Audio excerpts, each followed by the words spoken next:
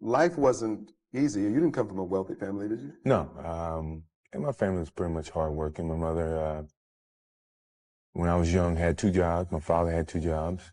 Everyone was telling me, my principal told me to go to the Air Force Academy so that once I finished school, I got a job after school. And I didn't listen to him, as you can see. And I just took on a challenge of going and trying to make things happen for myself. If you love something, if you have a strong passion for something, you would go to the extreme to try to understand or try to get it. I just played the sport because I loved it. Next thing you know, success was kind of bestowed upon me without me actually chasing it. It just happened. I didn't think I would ever be this successful. All I thought about was doing what I was good at and letting that open up a lot of opportunities for me. And things started to click. You know, my ability started to improve. In '84, I left school after my junior season, played on the Olympic team, got the exposure on the Olympic team, stepped into the professional ranks, and everything seemed to blossom. Take a pause before you make a decision and say, what if? Never say never, because limits, like fears, are often just an illusion. I can win or I can lose, you know, and it's that inner confidence that you got to have to take that chance. Now, all the decisions I made, other people may view to be not the right decisions from their perspective. That's what they think. People don't see that, and people will never understand that. I've learned how to be myself 100% of the time. Either you accept that or you don't. And I want you to. I want to be positive, but you know, if you don't want to accept me for that way, then I got to live my life. Michael Jordan, I remember I interviewed him years ago, and I said, what makes you the best in the world? Is it skill? Is it talent? Is it ability? Is it background? Is it training? And he was so awesome. He said, Tony, I can tell you the truth and it won't sound like hyperbole or false modesty. He said, I didn't even make the high school basketball team my sophomore year. I was cut. He said, what it is every day I demand more from myself than anybody else could possibly expect. I don't compete with other people. I compete with what I'm capable of. You know, I get out there, first one there, last one to leave, work on my skill set. You know, you strive for perfection each and every time you step on the basketball court. Each and every day, through hard work, perseverance, and positive attitude. You know, I'm always going to expect myself to do, you know, certain things or surpass certain things. Set goals for myself to strive for. I'm never complacent with what I've achieved, even though it's been very successful for me. If I consider myself a step slower, then that means I'm going to get down there and work harder and see if I can get that step back. To create that hunger, as if you never won or you're just winning for the first time. That is when I feel like I excel at my best.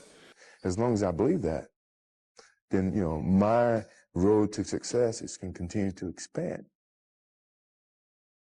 I just so happen to be a friendly guy.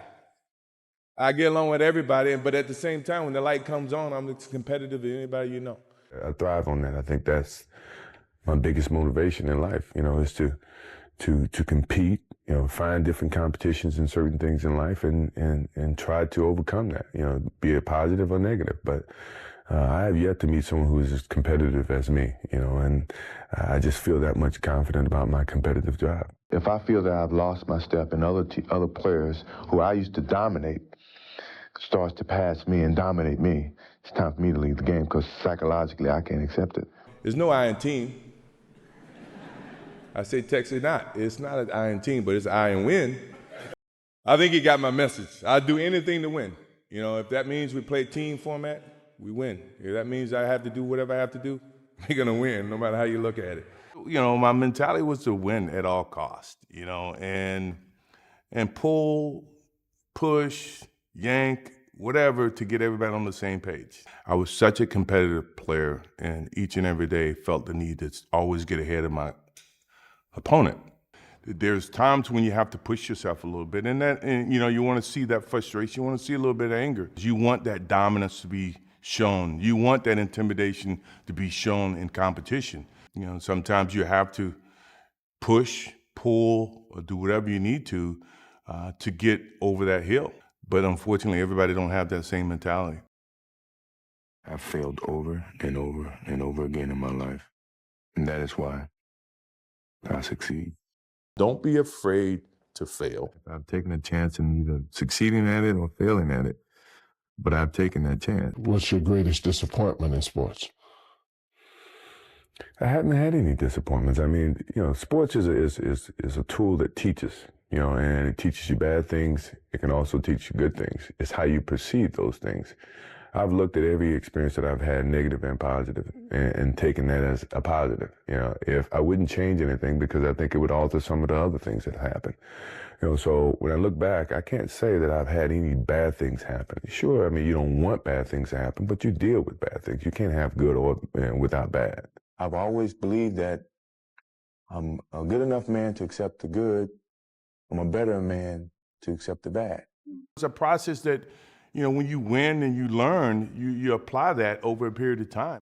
I really don't have regrets. I am a person that says, as soon as you look back in your history and you come up with something that you feel like you want to change, something else has to change. So. What about your biggest disappointment? Once again, that's the same analogy. Disappointment to me, to win, you got to lose. To be successful, you got to have something that's not successful. To be happy, you got to have disappointment. So I think all of those things have evolved and happened to make me who I am. I will not let the opportunity of failure stop me from doing something that I truly enjoy doing. But I believe, and I've always believed, that when the team is successful, everybody shines. All the individual accolades will take care of themselves. Everybody's going to blossom from this whole situation.